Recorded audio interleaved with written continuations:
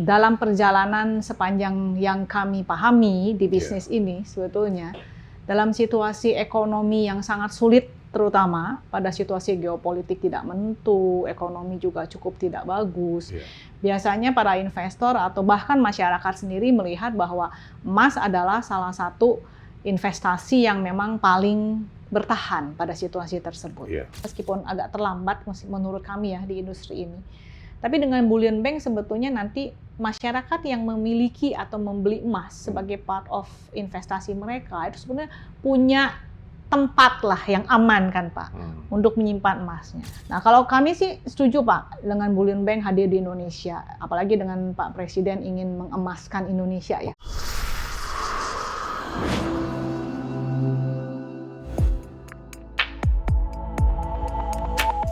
Sahabat Investor Trust, jumpa kembali dengan saya Primus Dorimulu dalam acara Investor Trust Talk.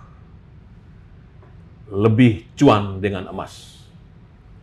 Inilah topik kita kali ini dan sudah hadir bersama saya Direktur Utama PT Harta Dinata Abadi Tbk, Ibu Sandra Sunanto. Apa kabar Bu? Kabar baik, Pak Primus. Kayaknya fresh Bu. Kayaknya emasnya lagi bagus mengkilap. Nah kita ini kan tahun ini 2025 ini kita genap 80 tahun merdeka. Ini tahun penting nih. Dan dalam 5-10 tahun ke depan ini tahun krusial kita, penting sekali agar pertumbuhan ekonomi tinggi mewujudkan generasi emas 2045. Dan waktu tidak lama lagi, tinggal 20 tahun. Nah, ini menarik sekali kita membahas tentang emas. Mengapa emas menjadi primadona? Ini menarik karena kalau lihat investasi portofolio, ada emas yang paling tua ya. Ada tanah, rumah, kemudian belakangan saham, obligasi, dan yang paling baru sekarang adalah kripto. Tetapi menarik adalah dalam tahun-tahun terakhir ini emas kembali dilirik ya. Dan lebih menarik lagi, investasi emas ini bukan hanya orang-orang senior seperti saya, tetapi anak-anak muda. Gen Z yang umur 25 sampai 30-an tahun dan Gen Y milenial yang 30-an sampai 44 tahun. Nah, ini bagaimana Ibu melihat perkembangan terakhir ini? Ya, kalau kita melihat emas, Pak Primus, sebetulnya kan dalam sejarah perjalanan hidup bangsa manapun, sebetulnya kita melihat emas itu selalu menjadi bagian dari ketahanan ekonomi, Pak Primus. Artinya dalam perjalanan sepanjang yang kami pahami di bisnis ini, sebetulnya dalam situasi ekonomi yang sangat sulit, terutama pada situasi geopolitik tidak menentu, ekonomi juga cukup tidak bagus. Biasanya para investor atau bahkan masyarakat sendiri melihat bahwa emas adalah salah satu investasi yang memang paling bertahan pada situasi tersebut. Dan yang menarik adalah ternyata kan emas tidak hanya dilihat oleh masyarakat, terutama oleh masyarakat di China, di India, dan terutama di Indonesia, bukan hanya menjadi bagian dari investasi saja Pak Primus, tapi kan menjadi bagian dari budaya dan kehidupan sehari-hari. Nah kami di bisnis ini melihat bahwa selama 20 tahun terakhir sebetulnya emas sendiri memberikan satu jaminan kepastian sebetulnya. 20 tahun terakhir? Iya. Jadi jaminan kepastian bagi mereka yang memiliki emas sebagai salah satu tools lah istilahnya dalam portofolio investasi. Betul Pak Primus, akhir-akhir ini emas jadi primadona kembali. Istilahnya malah kalau tidak salah 2 bulan kemarin tuh ada FOMO di Indonesia. Pada waktu tiba-tiba harga emas dunia naik drastis.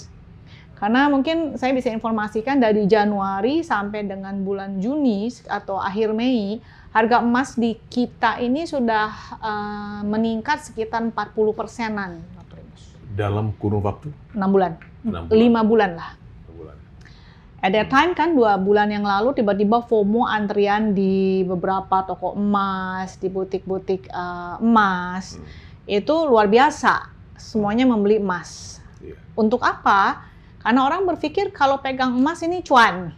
Sesuai dengan topik kita nih hari ini, Pak. Itu, lebih Pak. cuan dengan emas. Lebih cuan dengan emas. Sahabat Investor Trust, yang namanya FOMO artinya fear of missing out. Itu secara psikologi masyarakat melihat orang membeli emas, mereka takut ketinggalan. Ikut beli emas juga. Pak. Dan ini yang menarik karena melanda Gen Z dan milenial ya. Betul, betul. Dan emas sudah menjadi gaya hidup. Sahabat Investor Trust, sebelum kita lebih jauh dengan Ibu Sandra, kita melihat siapa Ibu Sandra. Ibu Sandra ini memang basicnya manajemen ya. Iya, Pak. Kemudian sekolahnya banyak juga sampai doktor ya, bidang manajemen. Kemudian dosen juga Ibu ya? Saya pernah jadi dosen, Pak. Pernah ya? Pernah. Sekarang nggak lagi kan full time ya? Full time, lagi Pak. sibuk ya? Iya. Emas lagi lagi menarik ya. Kemudian pengalaman juga di beberapa perusahaan ya? Iya. Sebelumnya. Pernah juga kalau Indomobil Multijasa itu di TBK atau di TBK saya waktu itu komite audit, Pak. Oke. Komite audit. Tapi bukan di otomotif nih Indomobil. Bukan, Pak. Di ini Multijasa itu Multifinance. Multifinance. Ya? Multifinance ya.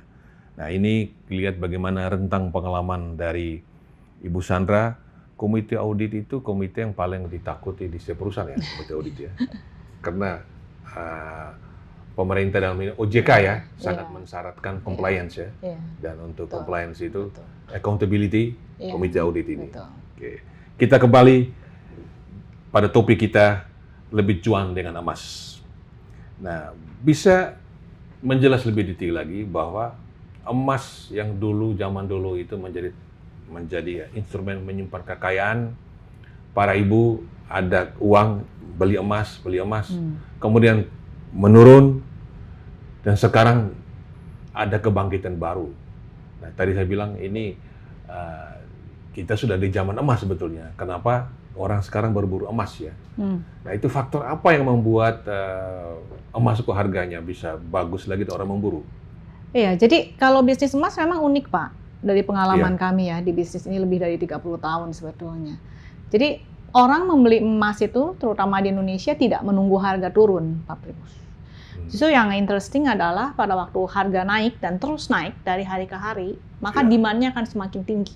Dan begitu harga sedang turun, tidak juga banyak yang membeli.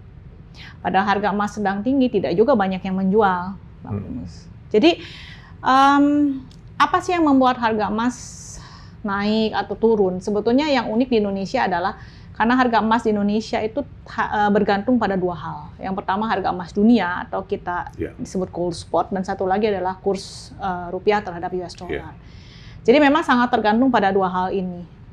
Jadi kalau kita lihat sebetulnya masyarakat kita dulu mungkin belum ada media sosial, Pak. Iya. Jadi kalau ini pengaruh juga, betul, Pak. Karena kalau ayah, ibu atau nenek kita ya, Pak, atau kakek kita menyimpan emas, sebetulnya itu kan culture dari lama, Pak. Tapi mungkin generasi-generasi sekarang baru mendengarnya karena mereka mendapatkan informasi tersebut dari media sosial dan sebagainya. Nah, di kami juga sebetulnya, Pak, kita mengeduket anak-anak Gen Z, orang-orang milenial, terutama untuk part of portfolio itu. Kalau saya dulu presentasi atau men-influence anak-anak Gen Z itu, part of your portfolio should be 10% in form of gold. Tapi kalau kita lihat pembahasan Robert Kiyosaki terakhir, Pak, yang menarik adalah di situasi sekarang di mana ekonomi dunia juga menjadi seperti sekarang, geopolitik gonjang-ganjing, maka hanya instrumen tertentu yang akan bertahan. Dan Kiyosaki bilang one of instrument is gold. Dan sekarang portfolionya justru goldnya harus cover 30%, Pak. Itu quite interesting. Dari total portfolio. Betul. Jadi kalau dulu kan rumusnya cuma 10%, Pak. Punya emas fisik lah istilahnya kan, Pak. Dan Robert Kiyosaki adalah seorang penulis investasi yang hebat. Betul, ya. Pak. Udah lama ya, jadi bukan penulis baru. Betul. Jadi dia udah mengalami dari zamannya sebelum saham, masuk ke saham, obligasi, kripto dia banyak nulis juga. Iya, betul, Pak. Tapi menarik dia kembali membahas tentang emas ya. Tentang emas. Oke. Kalau kita lihat, sahabat Investor Trust, jumlah milenial kita sekarang itu sudah hampir 90 juta. Sekitar 35% itu yang usia 25 sampai 44. ini luar biasa. Nanti yang alfa nanti masuk usia Betul. 25 tahun, ini akan menjadi potensial buyer yang besar buat emas ya. Betul, Pak. Nah, kalau kita melihat investasi, bisa ditampilkan data kinerja berbagai investasi. Ya, ini kami menghitung Bu Sandra dari 2014 sampai 2025. Ini 10 tahun. Ini memang paling tinggi obligasi swasta. Return ya. Ya. Kedua saham Amerika. Oke. Nomor 3 emas. Emas ya. Tapi emas ini kelihatan dia naik tajam sekali yang kuning itu. Dari tahun 2022, 2023 naik sekali. Sejak COVID dia naik. Sejak pandemi ya Pak? Pandemi naik. Yes. Nah ini Bu. Ini kalau kita lihat, ya. Ini kan naik kuningnya. Luar biasa. Jadi ada potensi dia naik, nyalip saham AS, nyalip obligasi swasta. Nah, yang kesian ini saham Indonesia ini, ya Pak. Properti masih ini kan. Nah, ini gampang. Jadi kalau tadi Bu Sandra mengutip Robert Kiyosaki, kalau dulu 10% dari portofolio taruh di emas, 30%. kalau sekarang naik menjadi 30% itu oke juga karena ini naik. Ini potensi akan naik terus kan. Nah, tapi secara singkat, ini kan kita nggak tahu kepastian perubahan geopolitik Bu ya. Ekonomi susah, rantai pasok belum sembuh gara-gara pandemi COVID-19 2020 sampai 2022, perang Rusia Ukraina. Terakhir itu Israel menyerang Iran. Nah, itu biasanya untuk investor ya. Kalau dolar menguat, kalau harga sahamnya ke sebelah patokan harga saham di New York Stock Exchange naik ya. Harga minyak naik. Itu emas bagaimana biasanya? 1 tahun terakhir kita punya fenomena yang menurut kami berlaku di industri ini agak menarik Pak. Kalau dulu kita masih bisa mengikuti rule of thumb misalnya yield obligasi US naik maka harga emas akan turun misalnya Pak. Tapi sekarang ini yang paling menarik setelah 1 tahun terakhir ini kita tidak bisa memprediksi pada waktu US misalnya mengatakan bahwa inflasi sekian, yield obligasinya naik apa turun, emas itu akan mengikuti rule of thumb yang lama. Agak sulit kita Pak memprediksi Pak saat ini. Jadi kalau suku bunga acuan Amerika, Bank Sentral, Fed Fund Rate ya, sekarang masih tinggi. Kalau dia naik dan Bank Indonesia mengikuti, itu bagaimana? Dulu kan harga emas turun Pak. Dulu ya. Kalau sekarang nggak bisa Pak.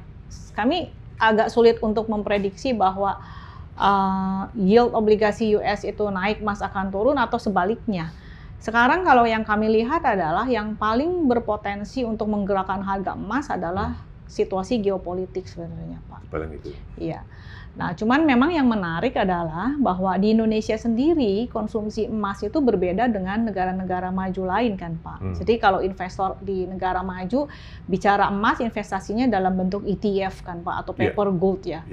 Tapi kalau di Indonesia itu bicara investasi emas tetap bicara investasi emas secara fisik sebetulnya Pak. Nah di situ tuh yang cukup menarik ya.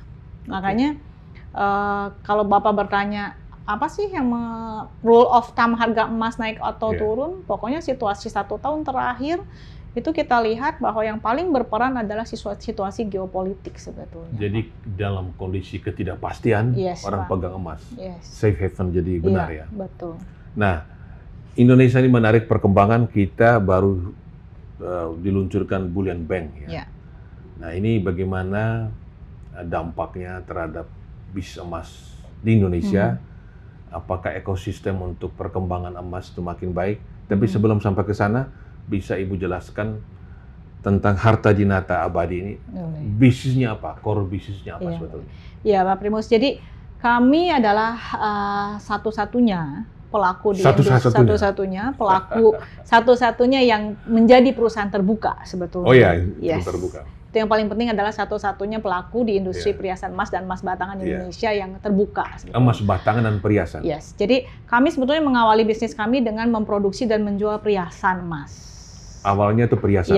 Karena dulu di Indonesia itu orang lebih suka membeli perhiasan kan Pak. Meskipun itu menjadi investasi. Karena as part of lifestyle and culture lah.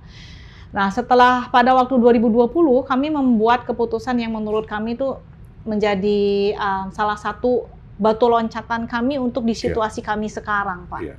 Yaitu pada waktu sebelum pandemi mulai 2020, Pak, kita memutuskan untuk masuk ke bisnis emas batangan. Jadi kita memproduksi dan menjual emas batangan selain perhiasan. 2020. 2020. Yes. Jadi kan 2020 Maret. Ada trigger nggak? Apakah pandemi trigger atau apa? Pada waktu itu kita melihat bahwa sudah mulai ada demand yang cukup baik di emas batangan, Pak. Tapi waktu itu pandemi di Indonesia belum mulai, Pak. Kan mulainya Maret. Kami launching sekitar Januari kalau nggak salah. Oh, lebih dulu ya. Nah, jadi cuman bukan karena pandemi. Tapi pada waktu itu kami menyasar pada yang memiliki emas secara fisik di masyarakat Indonesia itu bukan hanya orang menengah ke atas, Pak. Jadi visi kita waktu itu adalah saya mengeluarkan gramasi emas batangan yang kecil, artinya affordable untuk semua lapisan masyarakat. Waktu itu kita memperkenalkan yang namanya micro gold. Micro gold. Kita menjual dari mulai 0,1 gram, Pak. Oh ya. Jadi orang bisa perlahan nabung emas. Nah, kita bergerilya dari mulai ke masyarakat, memberikan edukasi dan sebagainya bahwa punya uang sedikit, simpan dalam emas. Punya uang sedikit, punya uang banyak ataupun sedikit, kita bisa memiliki emas. Nah, perjalanannya ternyata pandemi datang, Pak. Perhiasan itu sampai hari ini, to be honest, demand-nya drop-nya jauh. Perhiasan emas. Pak. Perhiasan emas. Even all over the world is the same, Pak. Jadi, sekarang bagi kami, kontribusi sales terbesar di Hatta Dinata, 80% itu datang dari emas batangan, Pak. Emas batangan ya? Yes. 80% ya? 80%, Pak. Sebelum pandemi itu kita emas batangan itu paling hanya 20%, Pak. Dan dominated by jewelry kan, Pak.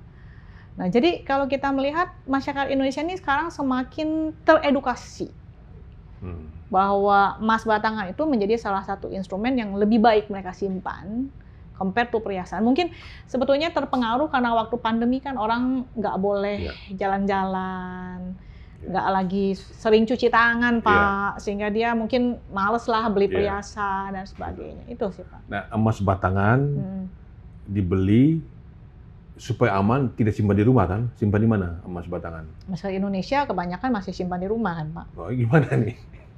Iya, soalnya kan tidak mungkin kalau mereka yang punya account tertentu di bank bisa simpan di STB. Cuman kan justru kita tuh gembira sekali sebetulnya pemerintah meluncing bullion bank kan, Pak. Karena memang meskipun agak terlambat menurut kami ya di industri ini. Tapi dengan bullion bank sebetulnya nanti masyarakat yang memiliki atau membeli emas sebagai part of investasi mereka itu sebenarnya punya tempat lah yang aman kan, Pak, untuk menyimpan emasnya. Cuman memang sampai hari ini kita masih menunggu karena belum ada juga informasi mungkin dari para pelaku bullion bank di Indonesia bahwa kalau masyarakat memiliki emas itu apakah menyimpan di bullion bank mendapatkan benefit atau apa, karena kan agak berbeda dengan di luar nih, Pak. Dan memang cukup menarik kalau saya perhatikan data World Gold Council terakhir 2 tahun terakhir ini justru emerging markets itu emerging countries itu mulai bank sentralnya juga membeli emas semakin banyak dan semakin banyak sih, Pak. Gitu. Nah, ini kan dengan bullion bank itu perdagangan emas tidak secara fisik, tapi digital. Jadi dengan demikian untuk menjamin keamanan. Iya. Jadi kan yang diperdagangkan itu semacam sertifikat, token diterbitkan, jadi orang nggak megang fisik. Nah, ini Hatta Dinata udah masuk ke sana atau tetap mempertahankan fisik? Kita sih tetap fisik, Pak. Kenapa pertimbangan? Kita tetap fisik. Kita dulu, to be honest, pernah mencoba emas digital, Pak. Emas digital. Tapi kembali lagi bahwa perilaku masyarakat Indonesia itu mungkin dulu pernah ada kasus-kasus emas digital yang mungkin fraud dan sebagainya. Itu agak-agak kapok dengan emas digital, Pak. Begitu ya? Jadi memang marketnya ada, tapi tidak sebesar market emas fisik, Pak. Di Indonesia ya, Pak ya. Nah, memang bullion bank ini yang saya pahami, kita memang menjadi salah satu pemain utama di bullion bank Indonesia. Jadi yang mendapatkan izin kan adalah Pegadaian dengan Bank Syariah Indonesia. Nah, Di manakah peran Harta Dinata di Bullion Bank Indonesia ini adalah kami adalah salah satu penyedia bahan baku untuk Bullion Bank, yaitu emas batangan, Pak. Nah, jadi kalau kita memang melihat bahwa emas digital mungkin akan menjadi salah satu produk yang akan diluncurkan oleh Bank Bullion ya, Pak. Yeah. Cuman memang kembali lagi mungkin perlu diperhatikan dan diamati bahwa perilaku masyarakat kita dan preferensinya itu terbesar masih menyimpan emas fisik, Pak. Fisik ya. Emas fisik. Makanya kalau tidak salah, salah satu produk Bullion Bank itu nanti akan ditawarkan ke masyarakat jika saya tidak salah adalah sarana tempat penyimpanan emas fisik masyarakat, Pak. Iya. Sebetulnya ya. Nah, ini kan Harta Dinata masuk Sofi Tokopedia juga. Ya, saya bekerja sama dengan marketplace juga, tapi yang dijual tetap emas fisik dan perhiasan, Fisik, ya. Pak. Nah, sekarang kan masyarakat kita sudah, terutama yang Gen Z, Gen Y itu kan sudah digital savvy. Tuh. Mereka punya kecerdasan digital tinggi sekali. Iya. Kok mengapa emas digitalin kok enggak? Atau nanti tunggu waktu, nanti akan saatnya dia naik? Ada kemungkinan emas digital belum take off. Jadi mungkin kalau kita pelajari bisnis emas digital juga belum ada yang punya proven track ya, Pak. Sebetulnya. Kalau saya lihat sih di Indonesia terutama digital ini akan bermain banyak di market yang tadi Bapak sebutkan, Gen Z, Pak. Yang lebih melek teknologi, melek digital dan sebagainya. Itu akan berhasil kalau memang menurut saya undang-undang juga pertama melindungi keamanan transaksi emas digital, terutama di sisi kepemilikan kan, Pak. Jangan sampai nanti kasus-kasus lama terulang, ada investasi bodong dalam bentuk emas dan itu yang ditakutkan masyarakat. Nah, jadi makanya Gen Z ini juga kita approach untuk membeli emas, cuma karena kami memang bergerak di emas fisik saat ini ya, mereka juga mulai melihat bahwa it's better saya simpan secara fisik. Memang setuju, Pak, nyimpan emas secara fisik di mana ya? Kan nggak mungkin lagi, Pak, di bawah kolong tempat tidur dan sebagainya kan, Pak.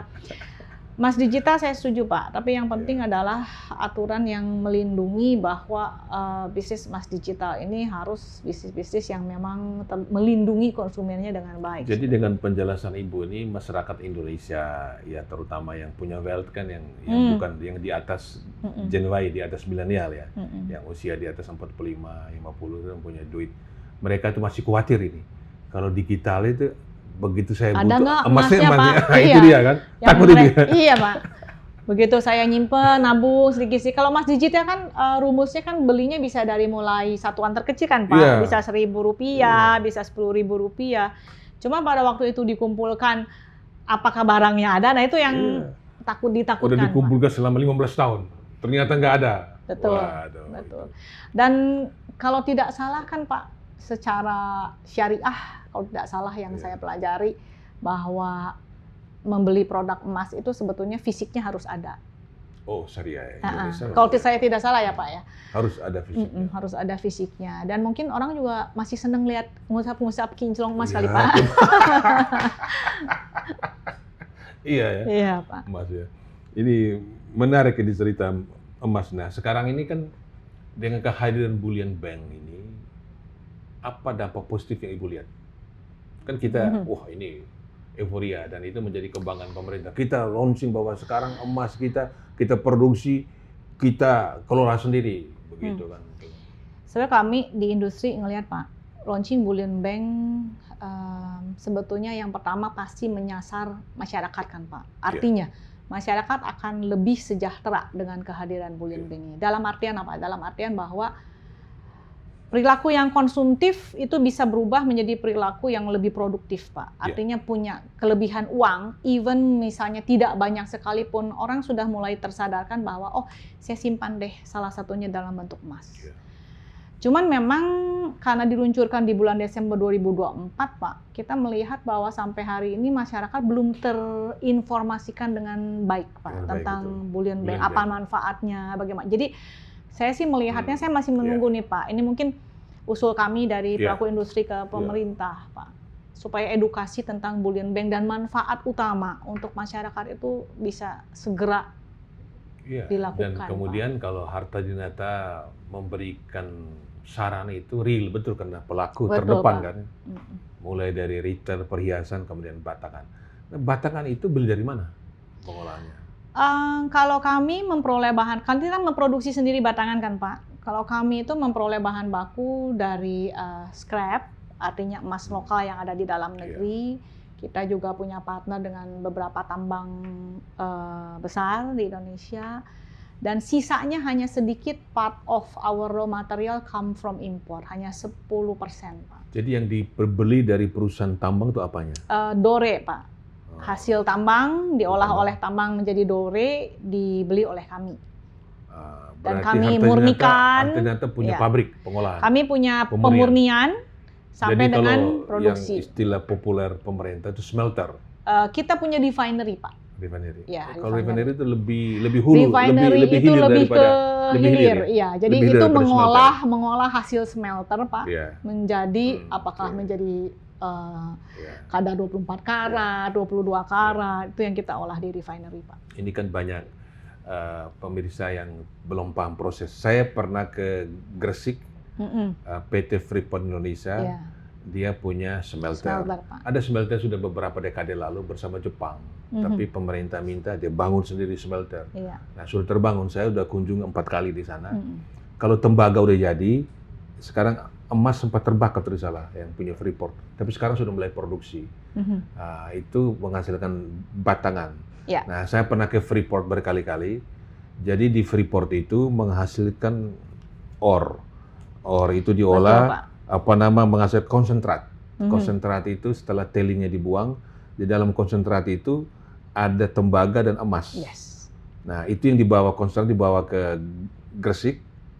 Nah, di sana dipisahkan mana tembaga, mana emas. Dijadikan batangan tembaga dan emas. Ini banyak sudah kontrak dengan Antam ya? Iya. Nah ini Harta-Dinata beli juga nggak? Sudah kontrak juga dengan Freeport nggak? Kita dengan Freeport belum Pak, tapi sudah ada beberapa kali pembicaraan. Cuman memang Freeport masih belum memenuhi permintaan kami. Karena mungkin produksi juga sekarang masih dalam tahap untuk meningkat terus ya Pak. Ya tapi sebetulnya kita senang sih Pak, bahwa Indonesia ini kan sebetulnya tambang emas ini luar biasa ya produksinya. Kalau nggak salah nomor 6 atau nomor 7 di dunia ya. Menurut kita sih harusnya karena pasar domestik sendiri bagi kami ya. Pasar domestik di hilir ini sangat besar Pak. Artinya bahwa jika tambang-tambang juga sebetulnya bisa mengalokasikan hasil produksinya itu untuk kebutuhan dalam negeri, untuk misalnya manufaktur, perhiasan emas batangan itu sebetulnya luar biasa sekali, dan itu akan sangat mensupport bullion bank kita kan Pak. Iya, ini dagingnya Harta-Dinata pada pada pabrik pengolahan tadi, emas batangan atau di mana? Lebih banyak mendapatkan profitnya? Margin terbesar adalah di perhiasan Pak. Harusnya. Walaupun dia kecil ya? Betul Pak. Margin terbesar perhiasan. Tapi 30% tadi Bu bilang? Iya, sekarang tinggal 20% Pak. Tapi kalau ya kita ada trade off Pak. Artinya dalam situasi sekarang karena demand-nya sangat tinggi di emas batangan, mau tidak mau kita akan memenuhi permintaan ini kan Pak. Tapi dengan trade off adalah margin kita lebih kecil daripada perhiasan. Tapi ya emas batangan kan kita volume base aja sih Pak.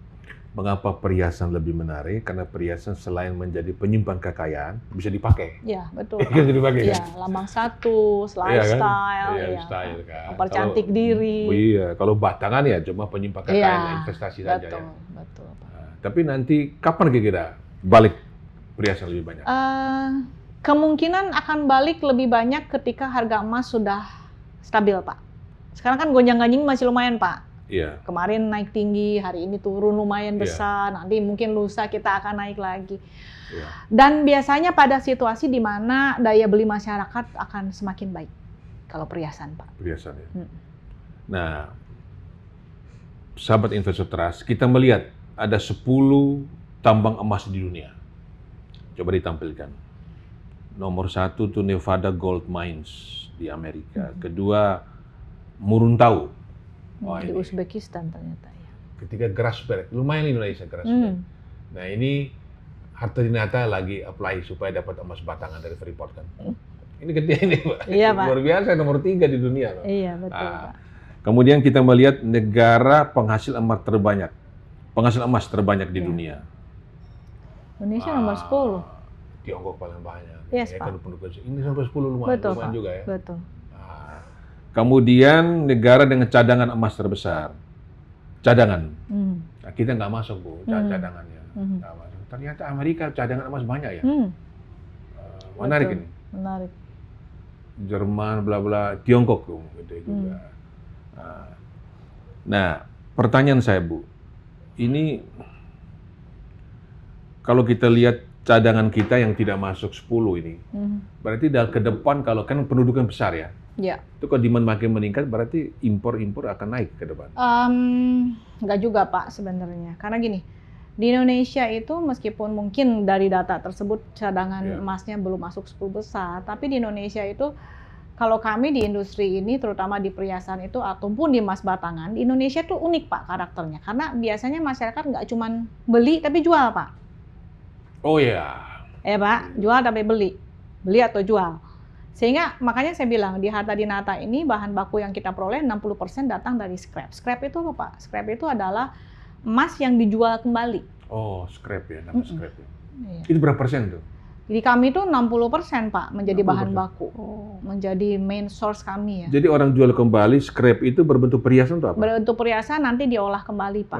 Menjadi bahan baku. Jadi kalau perhiasan tetap dijual lagi, udah biasanya oleh toko-toko emas itu nanti diolah Pak. Kalau misalnya dibersihkan, dicuci, nggak bisa dijual lagi, ya itu dijadikan alat pembayaran. Jadi bisnis ini adalah kalau kami menerima pembayaran dari partner kami B2B itu biasanya bentuknya dalam bentuk gold Pak, not in US atau not in rupiah lah.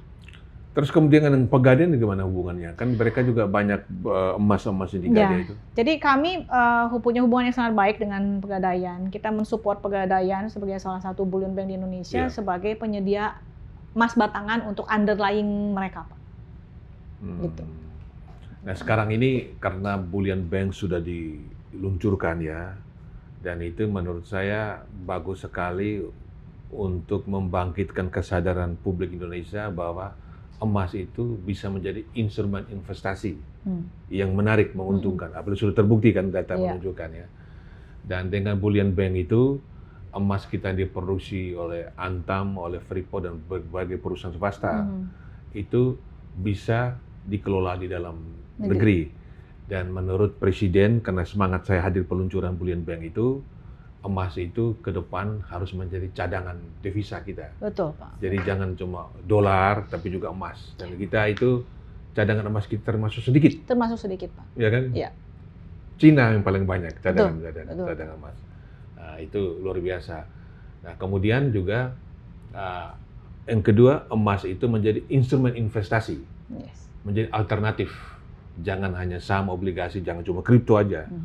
Apalagi emas ini secara intrinsik dia punya nilai kan. Nah, tetapi itu kan harus digital supaya perputaran lebih cepat, lebih besar ya. Iya. Nah, ini bagaimana pandangan Ibu agar betul-betul emas ini perdagangan lebih besar lagi, makin banyak kan kita bicara akses. Apa mau juga akses. Jadi orang butuh emas, kapan saja dia bisa beli emas. Kapan saja dia butuh uang, dia bisa jual.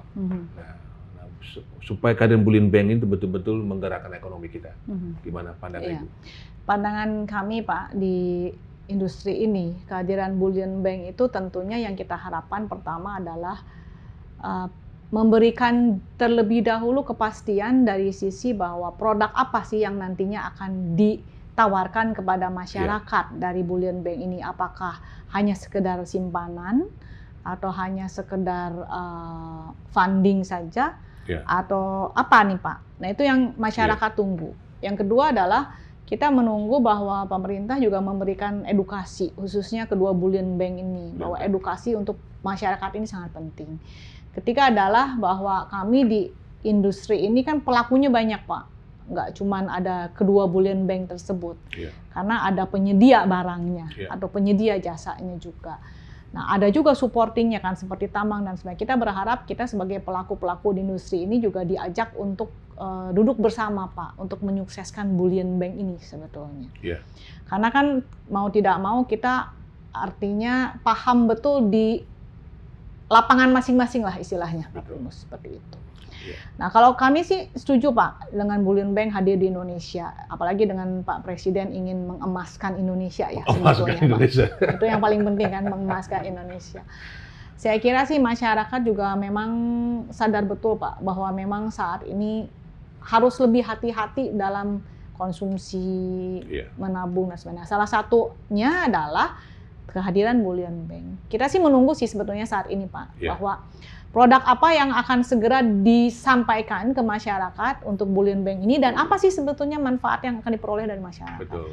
Dan kami sih di pelaku di industri ini, contohnya Hatta Dinata, kami ada di produsen, ada di pengolahan atau refinery. Kita sih akan pasti support Pak bullion bank ini. Kita pasti support di bullion bank ini. Itu yang paling terpenting. Sahabat Investor Trust, kita melihat sekilas profil dari Harta Dinata Abadi Tbk. Nah ini sudah TBK. TBK berarti sudah IPO, Initial Public Offering, dan sudah listing 21 Juni 2017 ya. Iya. Berarti sekarang ini sudah 7 tahun ya. 7 tahun Pak. Kode sahamnya HRTA.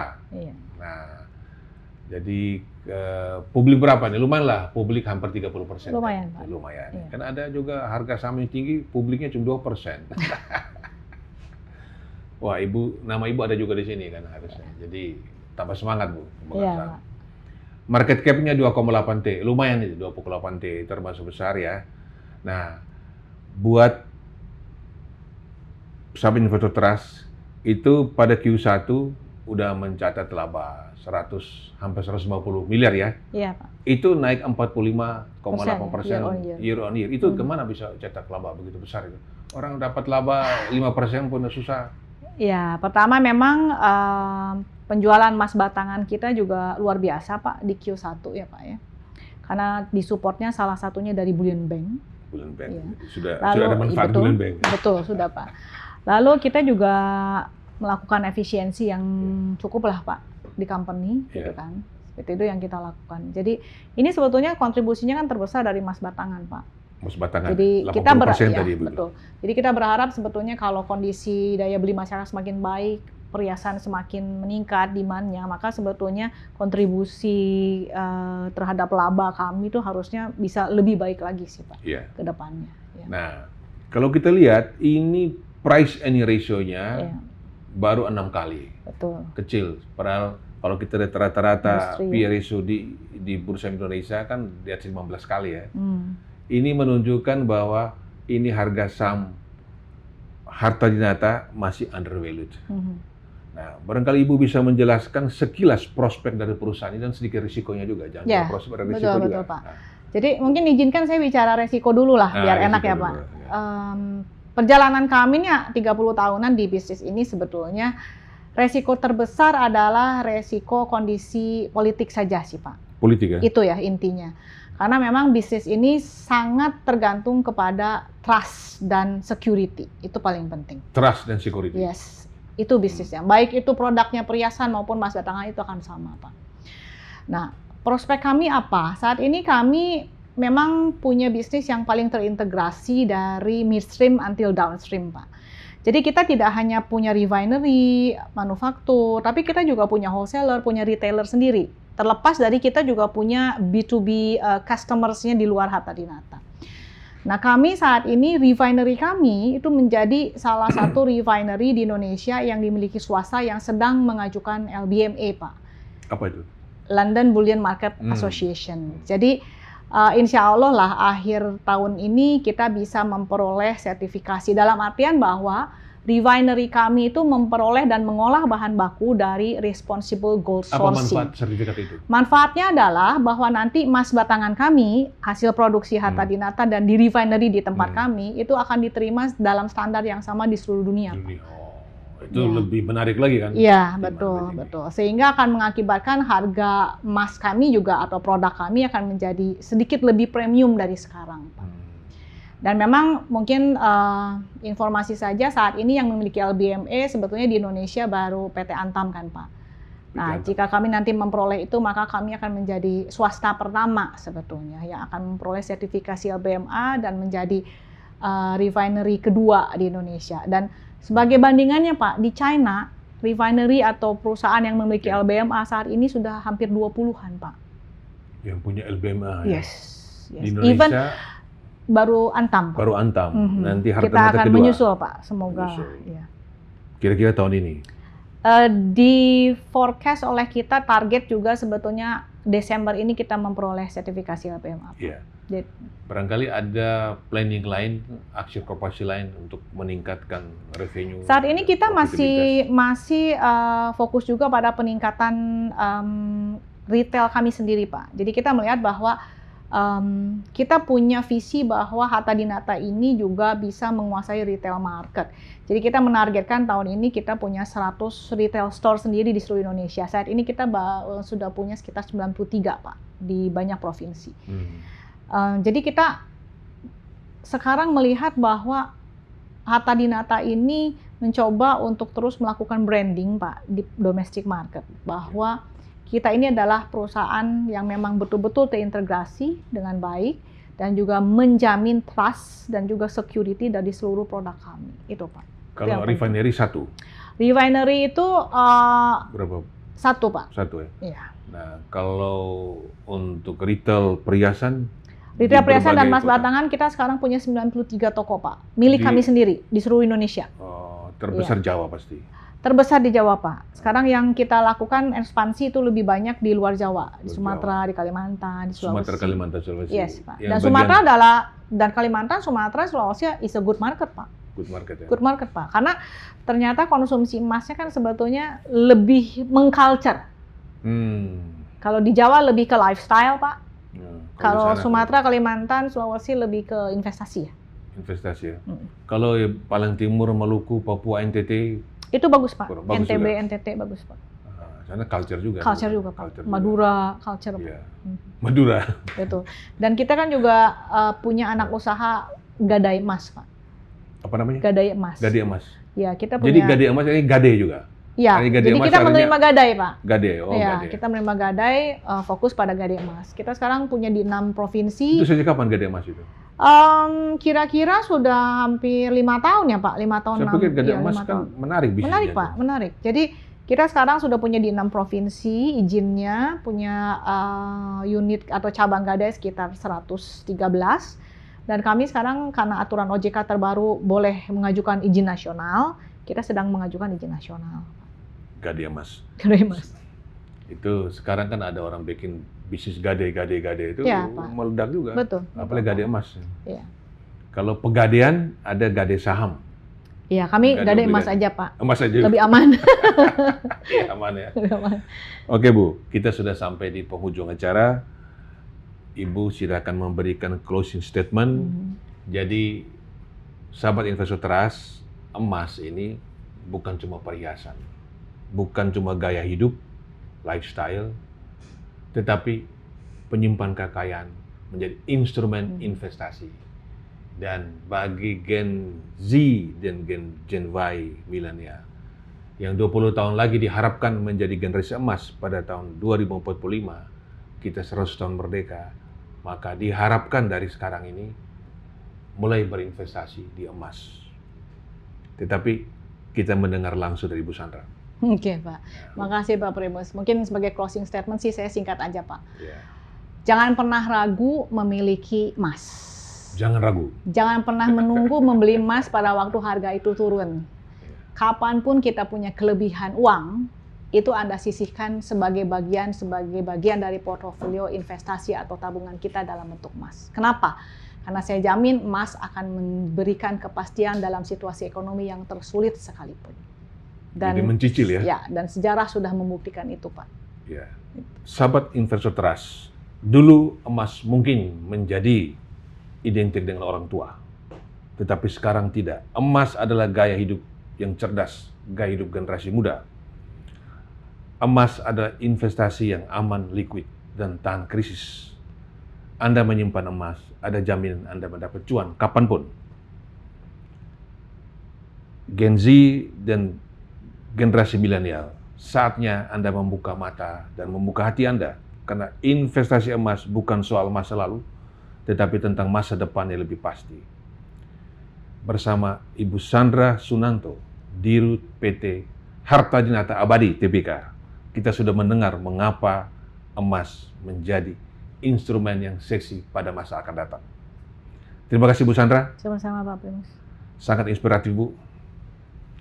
Dan para pemirsa sahabat Investor Trust, jangan lupa follow, like, dan share podcast ini. Lebih cuan dengan emas. Sampai jumpa. Terima kasih Bu. Sama-sama Pak.